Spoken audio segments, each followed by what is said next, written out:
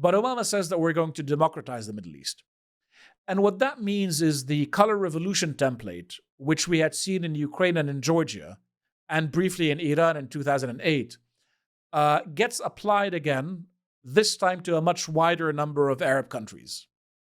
And the first one to go is Tunisia, and that one I do believe it surprised everyone. But when it happened in 2011, or the protests in Tunisia started in 2010, and within a month they overthrow the president of Tunisia. When that happens, the question then becomes, well, where else is next? And the Americans have something of a plan. And so Egypt falls, Yemen kicks off into a civil war, Libya kicks off into a civil war. The Americans get UN authorization to intervene in Libya, and they kill Gaddafi, and Syria kicks off. And when Syria kicked off, it was presented as a secular uprising against dictatorship. And the uprising initially was not calling for the overthrow of the regime. Initially, they were calling for the reform of the regime, partly because they were terrified of it. And then the incident happens famously in Daraa, in the south of Syria, where some kids get locked up for protesting, and the reaction from the locals is to form a delegation and go visit a security official in Daraa to ask for their children to be released. And the story has it that the security official tells them, you have to give up on those children. They are badly raised. Bring us your women, and we will give you new children that you can raise. And this time you can raise them properly.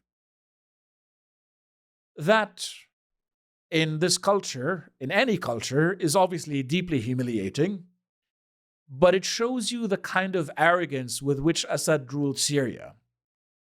Because although he was an enemy of the West, that in no way makes him a good human being, nor is that a good metric. And that's one of the things that a lot of the Syria commentators fall into, that just because he's an enemy of the West and he hasn't bought into the Western system, that means that he's a good guy. He's anything but. The Syrian security forces were genuinely horrific. And what the tyranny that they exercised in Syria is really unlike anything else in the Middle East.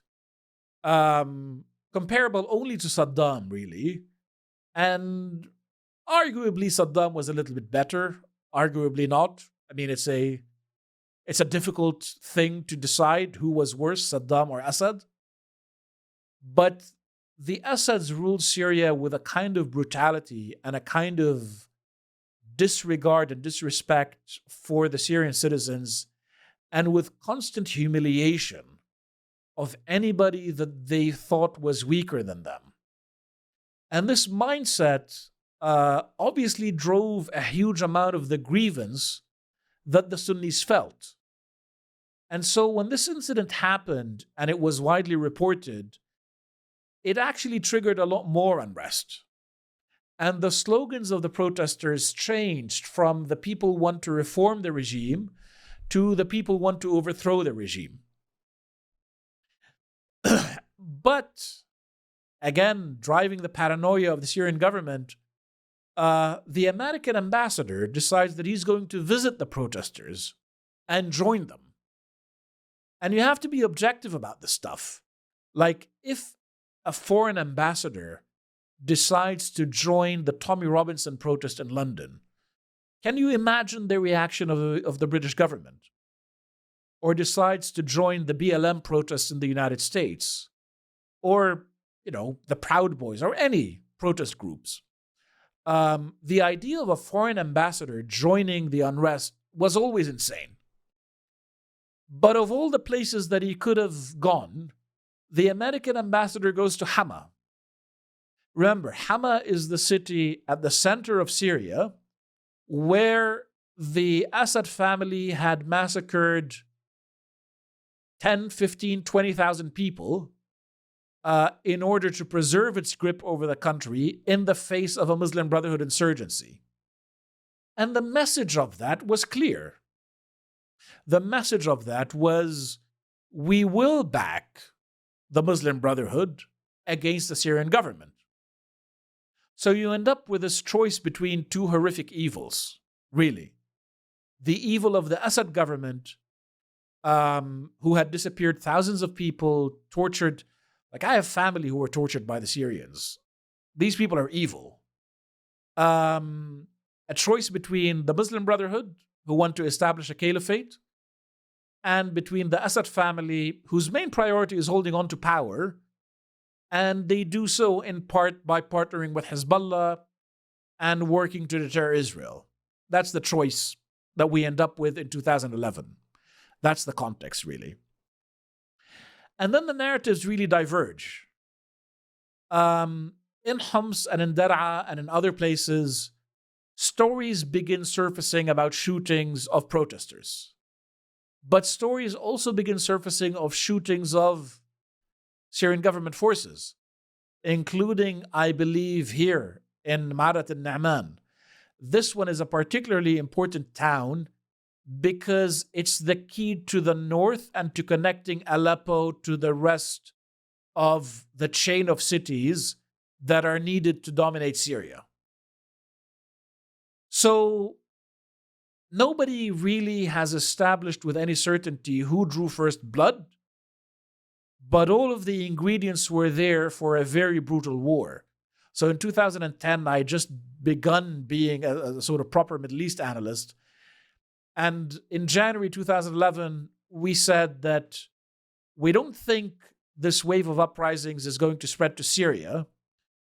But if it does spread to Syria, it's going to be the most brutal of the wars in the region. And that's exactly what ends up happening. And so in March 15, I believe, 2011, the unrest begins in Syria. It kicks off in Daraa. And it spreads all over the country. And the funny thing here is that for around 3 months, Al Jazeera, which is the mouthpiece of the Muslim Brotherhood, but also works very closely with the Americans, even though the Americans bombed them a couple of times in Afghanistan and in Iraq, and even though the Israelis keep on bombing them, they keep absolutely silent. They're barely reporting anything about what's happening in Syria. In fact, most of their reporting is about Yemen and the uprising that was going on in Yemen. For those of you who don't remember, I told you I began being a proper analyst in 2010, and then 2011 was really my baptism of fire, because in the span of 4 months, an uprising in Tunisia here spreads to Egypt, and then to Libya, and then to Yemen, and there's unrest in Bahrain, and there's unrest also in Morocco, and it kicks off in Syria as well. So it was really the year that changed everything, and it was largely because the Americans authorized mass uprisings, and largely because these governments had no way of dealing with social media. They didn't know how to handle social media. So Al Jazeera is completely silent about what's happening in Syria. Then in June 2011, a switch flips. And although there's unrest everywhere else and there's trouble everywhere else, all of their focus is on Syria. And it seems at that point the decision was made that the Arab countries and the United States were going to fully back the uprising in Syria. And the Syrians see that clearly, and they double down on the brutality. Because their view is that we've had our boot on the necks of the Syrian Sunnis for so long that the minute we lift our boot, they're going to massacre us. Lo and behold, that's exactly what ends up happening 14 years later when the Syrian jihadis end up winning the war. So after that switch happens, Syrian militant groups begin to emerge. And first, these guys begin as sort of random defectors, or at least this is how they're presented in the media. But it's pretty clear from the narrative from the Syrian government side that there are also others that are involved.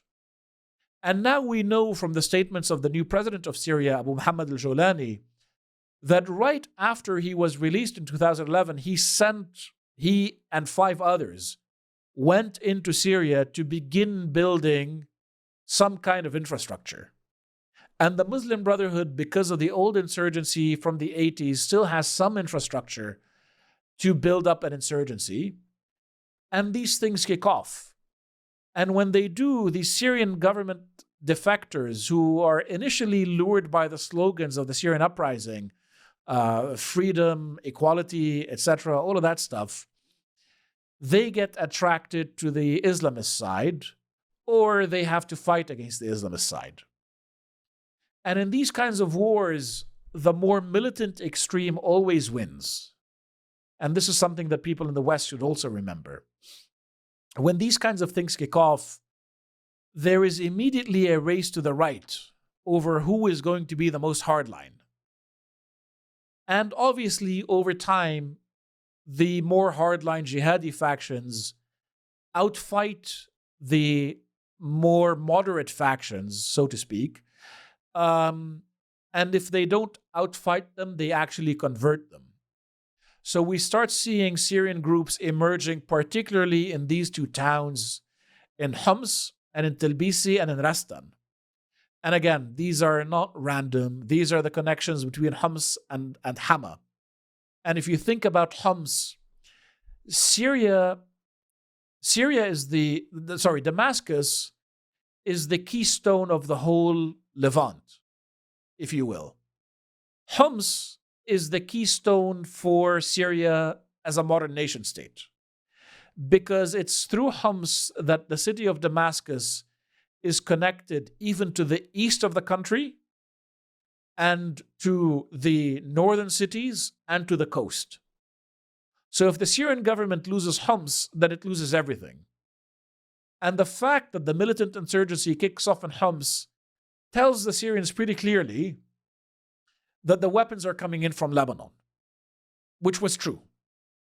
Hariri's son had a delegate that ended up going to sort of help supply weapons to all kinds of Syrian jihadi groups.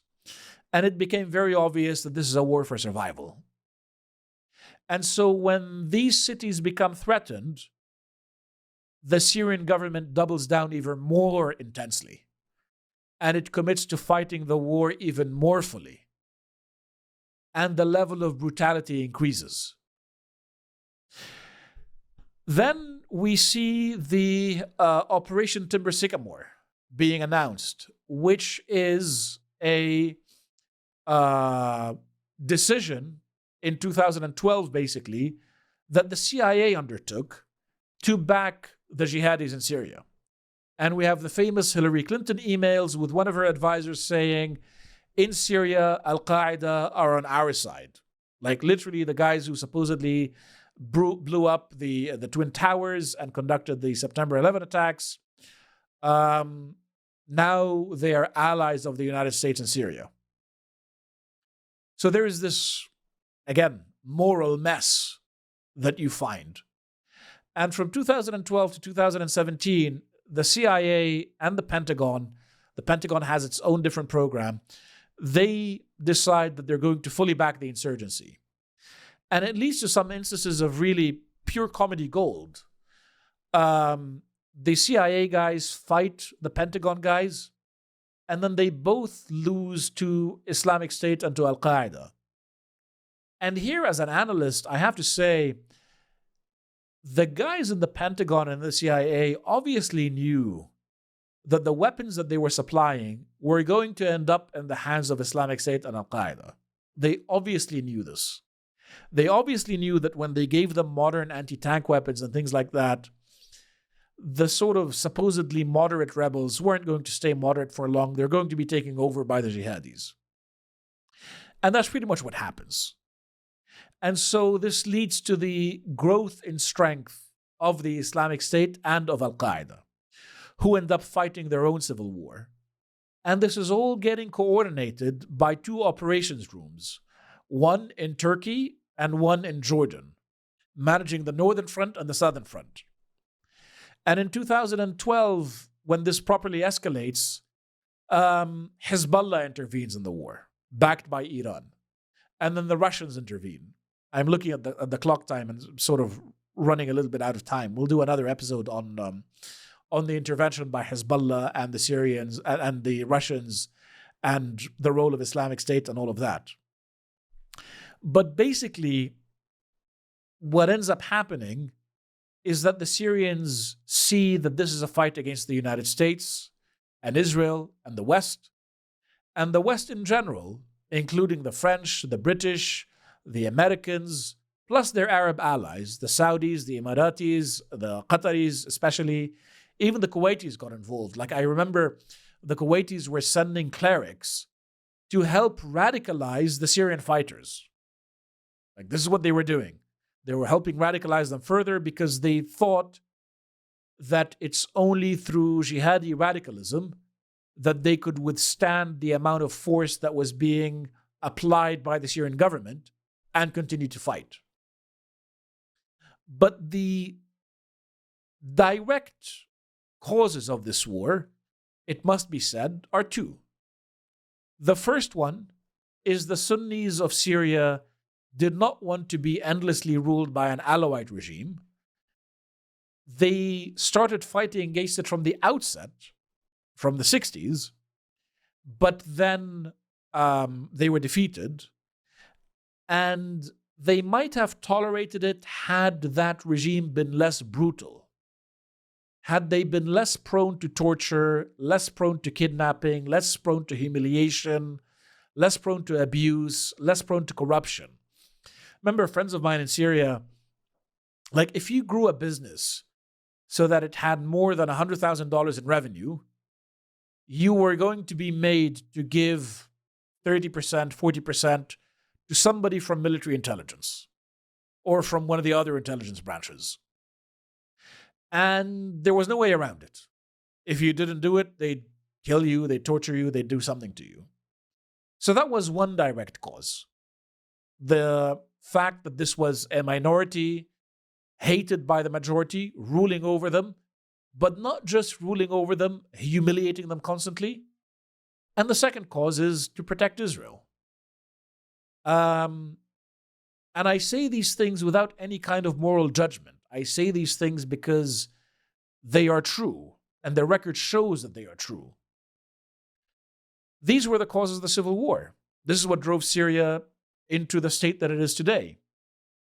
And when you see this kind of power vacuum, everybody around you has to step in.